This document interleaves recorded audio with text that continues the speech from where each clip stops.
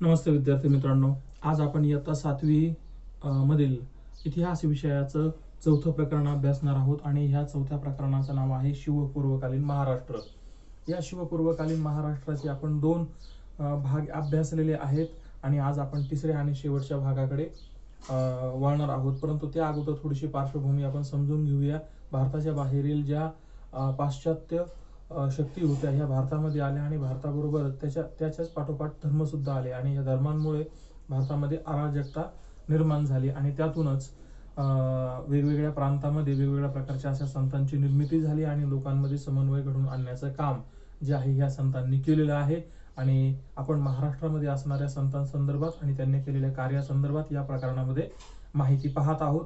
याच्या अगोदर संत नामदेवांबद्दलची आपण माहिती घेतलेली आहे आणि त्यानंतर आता संत ज्ञानेश्वरांची माहिती आपण इथे पाहूया. संत ज्ञानेश्वर महाराज जे आहेत, हे संत ज्ञानेश्वर महाराज हे एक विख्यात अशा प्रकारचे संत आहेत किंवा जगविख्यात अशा प्रकारचे संत म्हणून त्यांना ओळखली जातं किंवा ओळखतात. त्यांना माऊली या शब्दाने सुद्धा ओळखलं जातं हे आपल्याला माहिती आहे. तर ह्याच यांचा कालखंड जो आहे हा कालखंड अतिशय छोटा, म्हणजे वयाच्या 16व्या वर्षापर्यंतच त्यांनी त्यांचं जीवन आहे. 16व्या वर्षी त्यांनी समाधी घेतलेली आहे. इथपर्यंतची माहिती आपल्याला माहिती आहे. तर त्यांनी काय केलं होतं की या समाधीपूर्वी एक महत्वाचा असा ग्रंथ लिहिला होता, श्रीमद भगवद्गीता. श्रीमद भगवद्गीतेचं रूपांतर मराठीमध्ये अनुवाद करून संत ज्ञानेश्वरी नावाचा एक ग्रंथ त्यांनी लिहिला होता आणि त्याला दुसरं नाव आहे भावार्थ दीपिका. हा ग्रंथ लिहिल्यानंतर त्यांनी अजून एक ग्रंथ निर्माण केला होता किंवा रचला होता, त्याचं नाव आहे अमृतानुभव.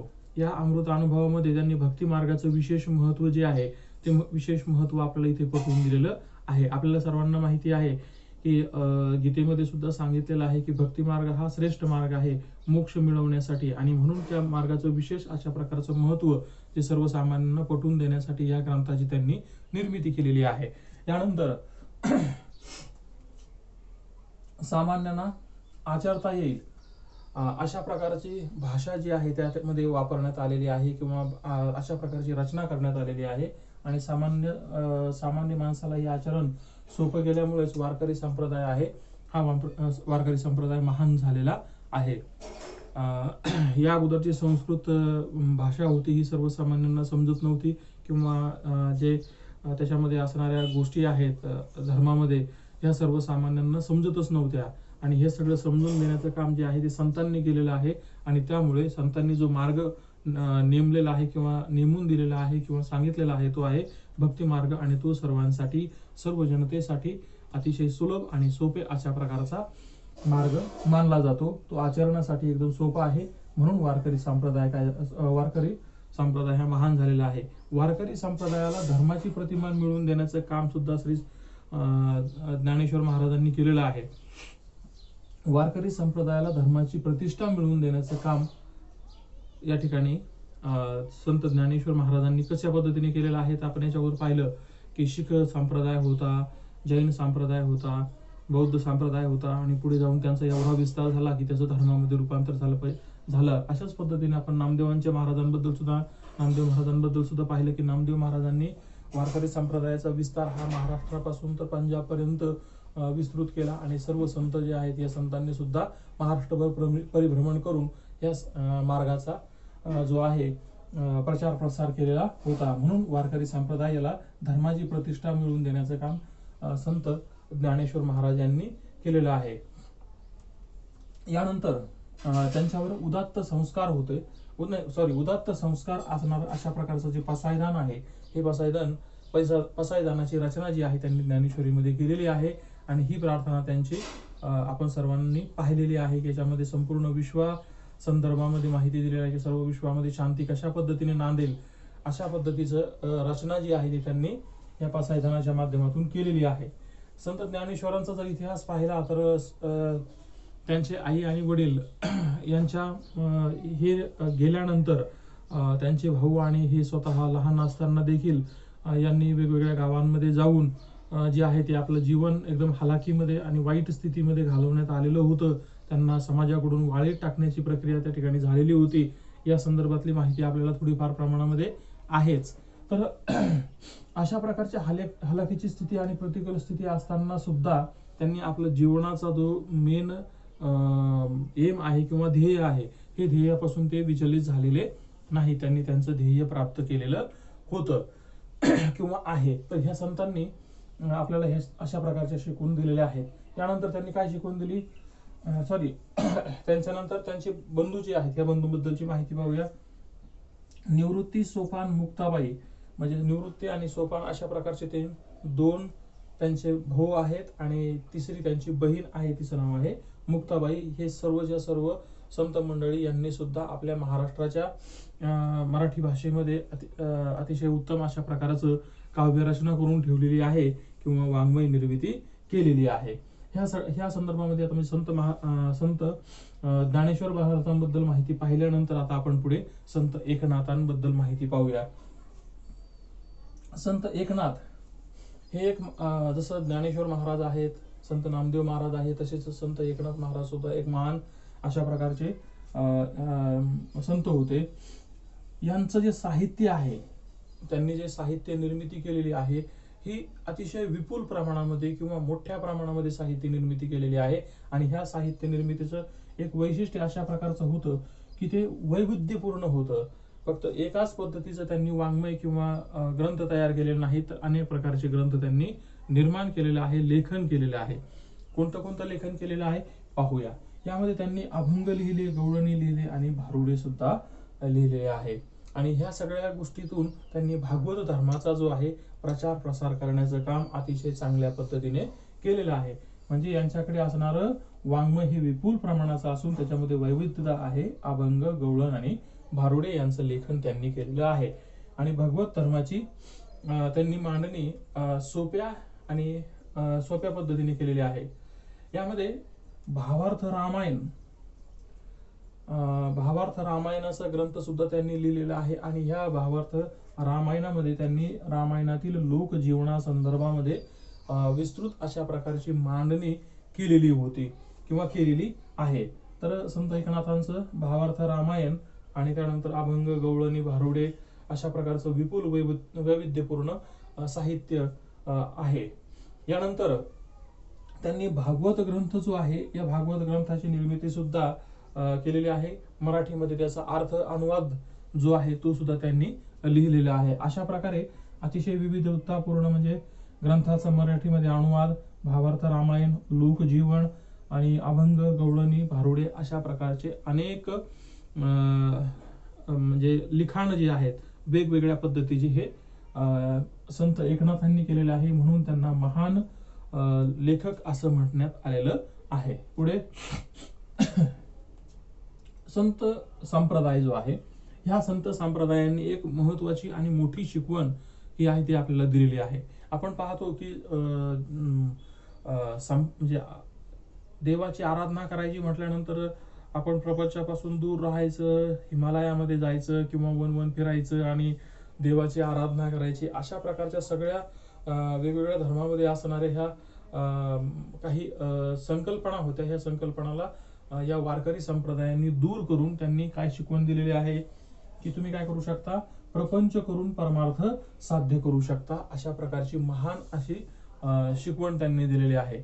प्रपंचामध्ये तुम्हाला कर्म करायचं आहे, तुमच्या धर्माचंही पालन करायचं आहे आणि तुम्ही प्रपंच करून परमार्थ ह्या गोष्टी करू शकता. अशा प्रकारची महान शिकवण जी आहे, ही महान शिकवण इथे संत मंडळींनी आपल्याला दिलेली आहे. यानंतर पुढे संत तुकाराम महाराजांबद्दलची माहिती पाहूया. संत तुकाराम महाराज म्हणजे ह्याच महान संतांपैकी एक संत. ह्या ठिकाणी संत तुकाराम महाराजांचा जन्म जो आहे तो पुण्याजवळ असणाऱ्या देहूमध्ये झालेला आहे. यांनी अनेक अभंग रचना केलेल्या आहेत. प्राकृत भाषेमध्ये, मराठी भाषेमध्ये अभंग रचना केलेल्या आहेत.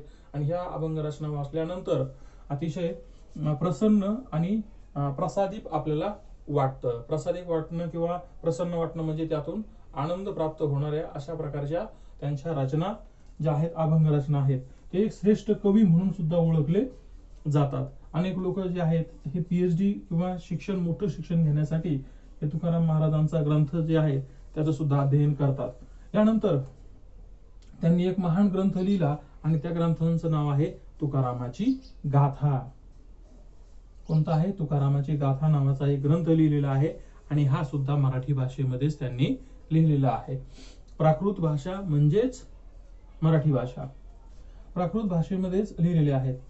त्यांनी काय सांगितलेलं आहे किंवा त्यांनी काय शिकवण दिलेली आहे की जे काय रंजले गांजलेले लोक आहेत किंवा मागासलेले लोक आहेत, गरीब लोक आहेत, ह्या सर्व लोकांना सहकार्य करा, त्यांना आपलंसं करून घ्या आणि त्यांना सुद्धा काय करा? मुख्य प्रवाहामध्ये आणा. अशा प्रकारची शिकवण जी आहे त्यांनी दिलेली आहे. त्यांनी काय म्हटलंय की रंजल्या गांजल्यांमध्ये देव आपण इथे पाहायचा आहे. जे का रंजले गांजले त्याशी म्हणेच वापले, तोची साधू ओळखावा देव तेथेची जाणावा. अशा प्रकारचे अभंग जे आहेत त्यांनी अभंगाच्या रचना देखील केलेल्या आहेत. यामध्ये त्यांनी काय केलं होतं? मग ह्या रंजले गांजले जे लोक आहेत यांना त्यांच्या वडिलांनी, त्यांचे वडील हे सावकार होते आणि त्यांनी काय केलं होतं? कर्ज वाटप केलेली होती आणि कर्ज वाटप केल्यानंतर त्यांना देणं ते अशक्य झालं होतं आणि मग त्यांची जी शिकवण आहे रंजल्या गांजल्यांना सहकार्य करा, म्हणून त्यांनी काय केलं की या सगळ्या हिशोबाच्या म्हणजे कर्ज घेतलेल्या हिशोबाच्या ज्या वह्या आहेत ह्या सगळ्या वह्या चंद्रभागेमध्ये बुडवलेल्या होत्या. तर ही एक महत्वाची गोष्ट जी आहे ती त्यांच्याकडून आपल्याला शिकण्यासारखी आहे. याच्यानंतर त्यांच्या पुढे इंद्रायणीमध्ये सर्व कागदपत्रे जी आहेत सर्व कागदपत्रे त्यांनी बुडवलेली आहेत. याच्यानंतर त्यांना समाजामधून ह्या सगळ्या म्हणजे अशा प्रकारे त्यांना भयंकर प्रसिद्धी मिळत गेली. सर्व लोक ह्या भक्ती मार्गामध्ये सामील झाले. संत तुकाराम महाराजांना मानायला लागले. संत म्हणून त्यांची प्रख्याती झाली, ओळख झाली. त्यांनी लिखाण केलं, परंतु हे केलेलं लिखाण काही लोकांना मान्य नव्हतं. मग हे कर्मठ लोकांनी संत तुकाराम महाराजांना भयंकर त्रास देण्याचा प्रयत्न केला आणि हा त्रास देत असताना देता त्यांनी एक अशा प्रकारची क्रिया केली की जी पाहिल्यानंतर आपल्याला फार वाईट वाटेल. तर त्यांनी जेवढ्या रचना केलेल्या होत्या ह्या सगळ्या रचना ज्या आहेत ह्या रचना चंद्रभागेमधून निवून बुडवल्याची गोष्ट आपल्याला माहिती आहे. अशा प्रकारचा इतिहास जो आहे संत तुकाराम महाराजांचा अतिशय हलाखीची म्हणजे वाईट अशा प्रकारचा इतिहास त्यांचा. वाईट लोकांनी त्यांना भरपूर त्रास दिला आणि चांगला अशा प्रकारचा त्यांचा इतिहास आहे. हा इतिहास पाहिल्यानंतर ते काय होते की सर्वसामान्यांमध्ये जात होते. सर्व जाती जमातीच्या लोकांना त्यांनी आपलंसं केलं होतं, म्हणून त्यांचे शिष्य जे आहेत हे शिष्य सुद्धा अशाच मागासलेल्या समाजाचे होते. तर आपण कोणकोणती आहेत ती पाहूया. त्यांची शिष्य जी आहेत ते नावजी माळी, त्यानंतर गौनर शेठ वाणी, त्याच्यानंतर संताजी जगनाडे, त्यानंतर शिवबा कासार, बहिणाबाई शिवरकर आणि महाजी पंत कुलकर्णी. अशा प्रकारे वेगवेगळ्या समाजाचे त्यांचे जे शिष्य आहेत हे शिष्य असल्याचे आपल्याला पाहायला मिळतं. अशा प्रकारे आतापर्यंत संत ज्ञानेश्वर महाराज, संत एकनाथ महाराज आणि संत तुकाराम महाराज यांच्याबद्दलची माहिती आपण पाहिलेली आहे. त्यांचं एक अजून एक म्हणणं आहे किंवा त्यांनी अभंगामधून मांडलेलं आहे की जोडून या धन उत्तम व्यवहारे उदास विचार वेच करी. उदास विचार म्हणजे उदात्त विचार जे आहेत हे उदात्त विचार काय करायचे? वेचायचे आहेत, स्वतःजवळ घ्यायचे आहेत. आणि धन जे आहे हे धनाच्या पाठीमागे न लागता जेवढी आपल्याला गरज आहे तेवढीच आत्मसात करून घ्यायची आहे. जोडून या धन उदत्त व्यवहारे, व्यवहारामध्ये सुद्धा उदात्त व्यवहार असला पाहिजे धन देण्यासंदर्भामध्ये. तर हे सगळं आपण तुकाराम महाराजांबद्दल माहिती पाहिल्यानंतर आता संत कार्याची फलश्रुती पाहूया. म्हणजे संतांनी काय केलं? तर संतांचं जे आहे ही एकदम महान अशा प्रकारची एक संप्रदाय परंपरा आहे. याच्याबद्दल जेवढं सांगावं तेवढं कमी आहे, परंतु थोडक्यात आपल्याला सांगतो की संतांनी काय केलेलं आहे की पहिला समतेचा संदेश दिलेला आहे. म्हणजे त्यावेळेस जाती व्यवस्था जी आहे ही जाती व्यवस्था फार मोठ्या प्रमाणामध्ये होती. तर ह्या जाती व्यवस्थेतून त्यांनी सर्वांना एकत्र करण्याचं काम, सर्वांमध्ये समता आणण्याचं काम त्यांनी पहिलं केलेलं आहे. यानंतर माणुसकी, मानवता धर्म ह्या दोन गोष्टी ज्या आहेत ह्या माणसाच्या मनामध्ये रुजवण्याचं काम केलं. सर्वांना एकत्र आणलं, ते सर्वांना एकजूट केलं आणि एकमेकांबद्दल प्रेम निर्माण करण्याचं काम केलं. याशिवाय भूतदया म्हणजेच प्राणी मात्रांवर दया करायची, ह्या सगळ्या गोष्टी ज्या आहेत या संत मंडळींनी आपल्याला शिकवलेल्या आहेत. यानंतर नैसर्गिक किंवा अनैसर्गिक अशा प्रकारचे अनेक संकट हे जीवन जगत असताना येत असतात. आपल्याला माहिती आहे की त्या कालखंडामध्ये पाण्याचे जे आहेत ते पर्यायी स्रोत जास्त उपलब्ध नव्हते आणि संपूर्ण जीवन जे आहे ते पावसावर अवलंबून होतं आणि पावसावर अवलंबून असताना दुष्काळ सदृश परिस्थिती नेहमी निर्माण व्हायची. मग अशा वेळेस हताश न होता काहीतरी पर्यायी योजना आपण आखून ठेवली पाहिजे आणि त्याचा वापर जो आहे तो वापर आपण आपल्या जीवनामध्ये केला पाहिजे. आणि अशा कसल्याही प्रकारचे जे नैसर्गिक असो किंवा अनैसर्गिक असो अशा प्रकारचे जे संकट आले तर याला खंबीरपणे सामोरे गेलं पाहिजे. ही संतांनी शिकवण या ठिकाणी दिली पाहिजे. आपला आत्मविश्वास वाढवला पाहिजे. कशाची पर्वा न करता सतत लढत राहिलं पाहिजे. अशा प्रकारची शिकवण जी आहे ही शिकवण संत मंडळींनी समाजाला दिलेली आहे. यानंतर समाजाला धर्माशी अवगत केलं. म्हणजे जोपर्यंत संत मंडळी नव्हती तोपर्यंत ठराविक लोक सांगतील त्याच पद्धतीने धर्म आहे अशा प्रकारची कल्पना त्यांच्या मनामध्ये होती. परंतु संत मंडळींनी प्राकृत भाषेमध्ये संस्कृत भाषेचं रूपांतर प्राकृत भाषेमध्ये केल्यामुळे सर्वसामान्यांना ह्या गोष्टी समजायला लागल्या आणि त्यांनी कीर्तनाच्या भजनाच्या माध्यमातून जी भक्ती मार्गाची एक रचना किंवा भक्ती मार्गाची एक चळवळ आहे ह्या चळवळीमध्ये सर्वांना समावेशित करून घेतलं आणि त्यामुळे सर्वांना धर्म जो काय आहे हा धर्माचा प्रकार म्हणजे धर्म नेमका कशा पद्धतीने पाळायचा आहे याबद्दलची माहिती त्यांना मिळालेली होती. यानंतर संतांनी त्याच कालखंडामध्ये जनतेचं जे आहे ते रक्षण करण्याचं काम सुद्धा केलेलं आहे. म्हणजे जनता जी आहे ती जनता अशा प्रकारे हलाखीच्या परिस्थितीमध्ये असताना यांना चांगल्या प्रकारचं योग्य मार्गदर्शन केलं आणि मार्गदर्शन करून त्यांना त्या संकटातून दूर करण्याचं किंवा त्याच्यातून बाहेर काढण्याचं काम संत मंडळींनी केलेलं आहे. म्हणून संत मंडळी ही विशेष या ठिकाणी समाजासाठी लढलेला एक घटक आहे. यानंतर पुढे या कालखंडामध्ये सुद्धा कर्मठ जे लोक होते या कर्मठांनी या संत मंडळींना भयंकर त्रास देण्याचं काम केलेलं आहे आणि प्रत्येका संदर्भात विशेष माहिती ज्यावेळेस आपण अभ्यासतो तर त्यावेळेस आपल्याला कळतं की हे कर्मठ लोक आपल्याला कशा पद्धतीने संत मंडळीला त्रास देत होती किंवा सर्व सामान्य जनतेला कशा पद्धतीने त्रास देत होती. ह्या सगळ्या गोष्टी आपल्याला यांचं वाङ्मय वाचल्यानंतर कळतीलच. तर कर्मठांचा विरोध जो आहे हा विरोध मोडून काढायचा आहे आणि मोडून काढून काय करायचं आपलं कर्तव्य बजवायचं आहे. म्हणजे आपण जे कर्तव्य हाती घेतलेलं आहे हे सगळ्यात महत्वाचं आहे की ते कर्तव्य पूर्ण करायचं. परंतु त्याच्यासाठी काही लोक जर विरोध करत असतील तर विरोध जरी झाला तरी आपण कर्तव्यापासून दूर हटायचं नाही. आपण आपलं कर्तव्य पूर्ण करायचंय. तर अशा पद्धतीने इथपर्यंतची माहिती आपण इथे पाहिलेली आहे. पुढे पाहूया. एक अभंग रचना आहे. तुका म्हणे तोची संत जोशी जगाचे आघात. जो व्यक्ती स्वतः जगाचे आघात सहन करतो तोच खरा कोण आहे संत आहे. अशा प्रकारे त्यांनी आपल्याला संत मंडळींनी संदेश दिलेला आहे. यानंतर त्यांनी अजून काय काय काय कार्य केलेले आहेत तर त्यांनी काय केलं संस्कृत भाषेच्या रचनांचं रूपांतर मराठी भाषेमध्ये केलेलं आहे. त्यांनी जातीभेदी दूर केलेले आहेत आणि एक महत्वाची शिकवण दिलेली आहे की आपण सर्वजण कोण आहोत. संतांनी काय सांगितलं की आपण सर्वजण कोण आहोत परमेश्वराची लेकरं आहोत. मग त्यामध्ये कोणी लहान नाही आणि कोणी मोठा नाही. तर तो कशानुसार आपल्या कर्मानुसार लहान मोठा होत असतो. म्हणून आपण कर्म आपलं प्रामाणिकपणे केलं पाहिजे. तर अशा प्रकारची शिकवण जी आहे ही शिकवण संत मंडळींनी आपल्याला या ठिकाणी दिलेली आहे. यानंतर संसार भक्ती कर्म आणि कर्तव्य कर्म ह्या तीन गोष्टी एकाच वेळेस करता येतात. आपण याच्या अगोदरच्या पाठामध्ये सुद्धा अभ्यासलेलं आहे की म्हणजे प्रत्येक धर्माचं एक फळ असतं किंवा प्रत्येक धर्माचं एक ध्येय असतं आणि हे ध्येय म्हणजे काय. हिंदू धर्माचं ध्येय काय आहे मोक्ष प्राप्ती करणे आणि मोक्ष प्राप्ती करण्यासाठी काय केलं पाहिजे तर तीन गोष्टी आपण पाहिलेल्या होत्या. एक म्हणजे काय केलं पाहिजे कर्म केलं पाहिजे.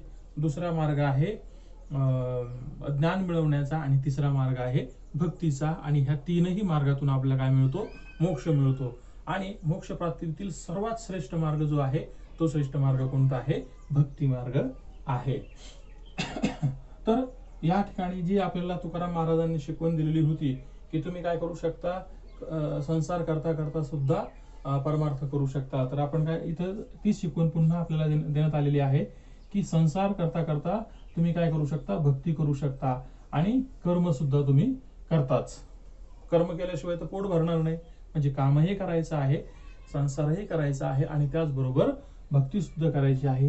ही जी आहे ही महत्वाची शिक्षण किंवा एक संदेश जो आहे तो संत मंडळीकडून सर्वसामान्य जनतेला मिळालेला आहे आणि त्यामुळे एक धर्माची चांगली बैठक अशा प्रकारची सर्वसामान्यांच्या मनामध्ये बसली आणि त्यामुळे वारकरी संप्रदायाचा प्रचार प्रसार जो आहे तो 16व्या 17व्या 18व्या शतकामध्ये एकदम मोठ्या प्रमाणामध्ये प्रसारामध्ये झालेला पाहायला मिळतो आणि त्याला एक धार्मिक रूप जे आहे ते या ठिकाणी प्राप्त झालेलं आहे. यानंतर त्यांनी म्हटलंय कर्मा संदर्भामध्ये त्यांनी एक अभंग रचना केलेली आहे.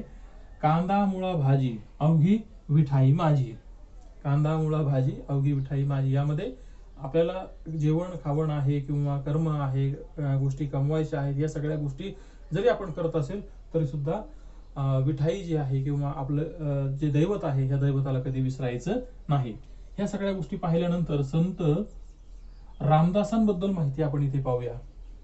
संत रामदास जे आहेत हे रामदास मराठवाड्यामध्ये जांब या ठिकाणी त्यांचा जन्म झालेला आहे आणि त्यांनी समर्थ संप्रदायाची स्थापना केली आणि ती चाफळ या ठिकाणी केलेली होती. तर या संप्रदायाबद्दल आपण नंतर पाहूया, त्यांच्या कार्याबद्दल पाहूया. त्यांनी काय अभंग लिहिला पाहूया. मराठी तितुका मेळवावा, महाराष्ट्र धर्म वाढवावा. तर संत रामदास महाराजांनी सुद्धा वेगवेगळ्या प्रकारचे अनेक जे वाङ्मय आहेत, ग्रंथ आहेत यांची रचना केलेली आहे आणि ही रचना जी आहे ती खालील प्रमाणे आहे. त्यांनी दासबोध लिहिला, त्यानंतर करुणाष्टके लिहिले, मनाचे श्लोक लिहिले आणि एवढे सगळं जे आहे त्यांनी वाङ्मय तयार केलं. याशिवाय त्यांनी संघटनेचं महत्व सुद्धा सर्वसामान्य जनतेला पटवून दिलेलं आहे. सर्वसामान्य जनतेला पटवून दिल्यानंतर त्यांचे जे अभंग आहेत किंवा ते दासबोध आहेत, करुणाष्टके आहेत, मनाचे श्लोक आहेत, यांच्यामधून आपल्या व्यावहारिक जीवनाचे शिक्षण जे आहे हे शिक्षणाचे धडे सुद्धा त्याच्यामध्ये दिलेले आहेत. तर अशा प्रकारे दासबोधांचं कार्य आपल्याला या ठिकाणी कळतंय. त्यानंतर त्याच कालखंडामध्ये त्यांनी राम आणि हनुमान यांचे जे विचार आहेत किंवा यांच्या भक्तीचा मार्ग जो आहे तो भक्तीचा मार्ग इथं दाखवलेला आहे. यांच्या विचाराची प्रेरणा सर्वसामान्य जनतेला दिलेली आहे आणि ह्या गोष्टी ह्या संदर्भामध्ये त्यांनी एक धर्माची स्थापना केली आणि त्या धर्माचं नाव होतं समर्थ संप्रदाय. आणि हे समर्थ संप्रदाय जो आहे हा चाफळ नावाच्या एका गावाच्या ठिकाणी त्यांनी तो स्थापन केलेला होता. परत एकदा मी सांगतो, संत रामदास महाराज जे आहेत हे एक महान संत आहेत आणि त्यांनी असं म्हटलं होतं की मराठी तितुका मेळ व्हावा, महाराष्ट्र धर्म वाढवावा. मग यामध्ये त्यांनी